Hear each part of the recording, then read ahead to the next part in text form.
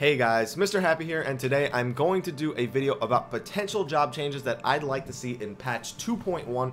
These are mostly quality of life changes, but a lot of them are going to come off as straight buffs, and honestly they are. I feel like that a lot of abilities need to be buffed in order to better synergize with certain jobs kits. So this video I'm going to talk about tanks. I wanted to originally do this all as one big video, but it took about 40 minutes to record, so I think for the sake of your sanity I'll keep it broken down into archetypes: tanks, DPS, and healers. So this video is going to be about tanks, and we're going to start with the warrior. Now I know so many people have been asking me, what can they do to make people want to play warrior more? And that is the main question, not what to make warriors better, but how to make them want to be played more. Because warriors, I feel, are going to completely outscale paladins at a certain gear level, and you're barely ever going to see a paladin after that point. And I just feel like, especially with job changes coming potentially, that it's bound to happen. So we'll wait and see, but these are some changes I think they can make in patch 2.1 to make the job more desirable immediately. And the first one is a big one: make Inner Beast generate a shield with any overhealing that it deals. And this is a big one for me, because that is the one thing warrior lacks. They may have all this extra HP, that means they just have more HP for healers to cure up after, and honestly they lack defensive cooldowns. Foresight, great, that's it. Pretty much, you can't really rely on awareness to save you.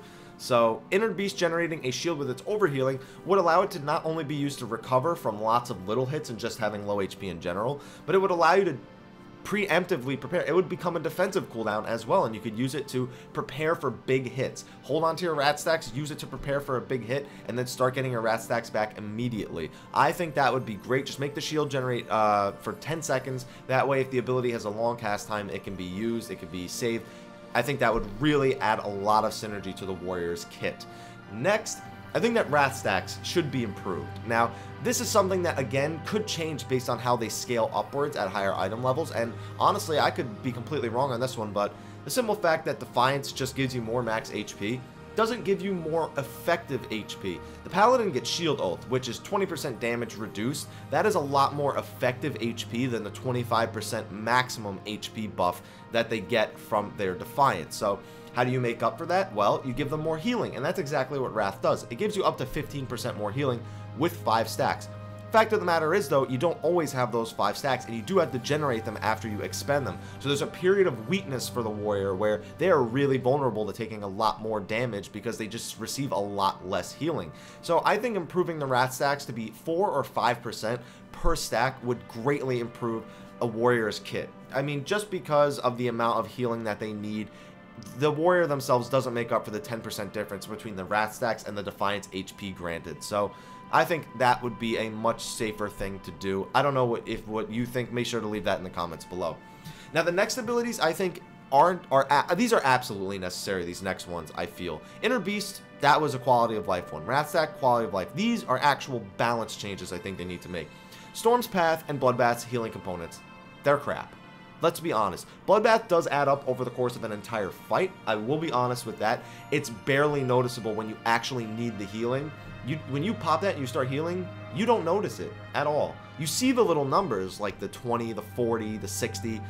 You don't really feel it. Its impact is just not felt. Even though its effective healing is a lot over the course of an entire fight, it's just so undervalued. I think they need to really improve its healing component. And Storm's Path, don't even get me started on how bad Storm's Path healing component is.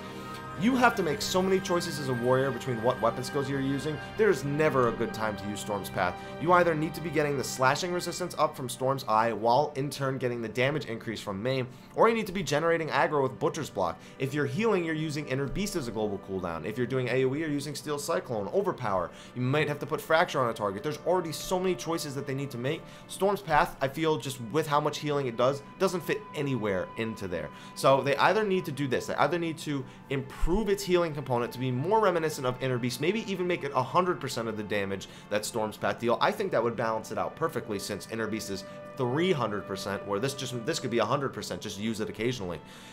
Or they could remove Storm's Path and integrate its healing component into Butcher's Block. Even though that wouldn't make it any more noticeable, it would at least give Butcher's Block another desired effect, or even Storm's Eye another desired effect, something to make the healing component more used, because Storm's Path it's just horrible. They need to do something to it. Either need to make Storm's Path 100% of the damage it deals will heal you, or they need to remove it entirely and integrate it into a healing component for Butcher's Block or a different move on the kit that they have. So that's my opinion. Be sure to leave yours in the comments below. Now, I think they need to improve Fracture and Steel Cyclone's enmity generation. Currently, Fracture is mostly used by damage-dealing jobs to increase DPS.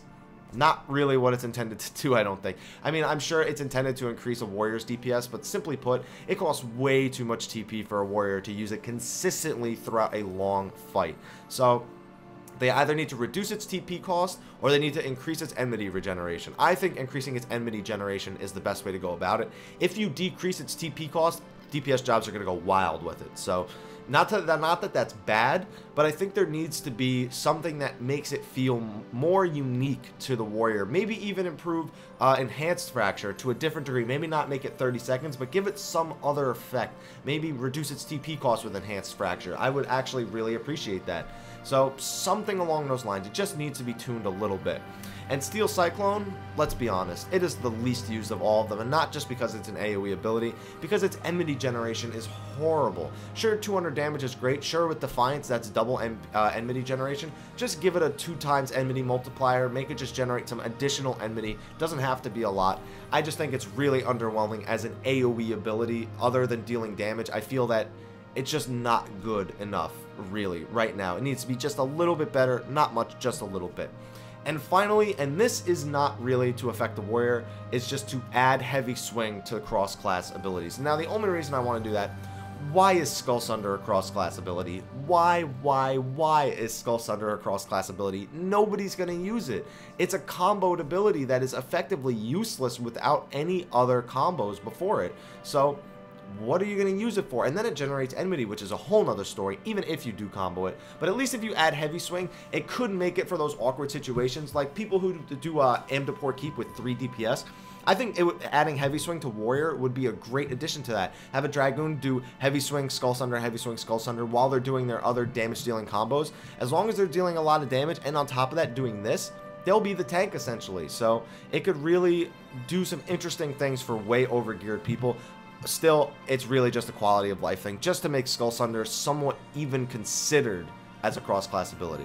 So that's all I really have for Warrior, and Warrior is the one I have the most changes for. As you can see, this took almost 8 minutes to get to. But hopefully you guys think those are good, and be sure to leave your comments or other ideas in the comments below. Now, obviously, I did say this was a tank video, so I do have some quality of life improvements I would like to see on the Paladin. Don't worry, after that whole Warrior thing, this isn't going to be as long, but I really feel like they need to improve the effectiveness of the Conjurer subclass on Paladin. Now, let's be honest. Almost nobody uses Cure or Stone Skin. Now, sometimes it's nice to have Raise on your bar, but that's about it. So, improving the effectiveness of the Conjurer subclass would really give Paladins a more unique feel. At this point, it really just feels like they only have one subclass, which is really underwhelming. Not to mention, Paladins themselves are really good, but still. Make Cure scale off defense or something like that. I don't know. Make Stone Skin scale off defense. Just do something to improve their effectiveness with the Conjurer subclass. So, I don't know what they could do. Anything. If not, get rid of it. Get rid of the Conjurer subclass and just give them anything else. Anything else. Pugilist, Lancer, I don't care. Give them something that is actually more effective. And finally, just like with the heavy swing change, add Fast Blade to cross-class abilities. I really don't think they need anything more than that. Again, Fast Blade to Savage Blade just makes sense to me. I don't think they need any sort of tuning on their defensive cooldowns. I think that the way they scale works perfectly for what a Paladin is. The block rate, the reduced crits, that's cross-class as a matter of fact. Bulwark, Sentinel, you know, Rampart. I feel like they're all well-spaced and they give the Paladin enough breathing room to really do a lot for their party. I just think that they have too many defensive cooldowns compared to Warrior, so the only other thing they might be able to do, if they don't make that Inner Beast change, is to add one of them, maybe Rampart, to the cross-class abilities. I don't know, something like that. I'm sure that would get completely abused, though, so let's just not say that really at all. But anyway, guys, hopefully you enjoyed and agree with some of those class changes or job changes. If you have any ideas of ways they could improve the Warrior or the Paladin jobs as a whole, be sure to leave them in the comments below. I would really like to see your ideas, and maybe we could pass this along to Square Enix, sort of as a feedback way of handling things. Also, be sure to leave any feedback that you have on the feedback forums themselves so that those changes are more likely to be made in the next patch, if you are at least for them, or any changes you would like to see. If we don't talk about it, they won't change it, bottom line.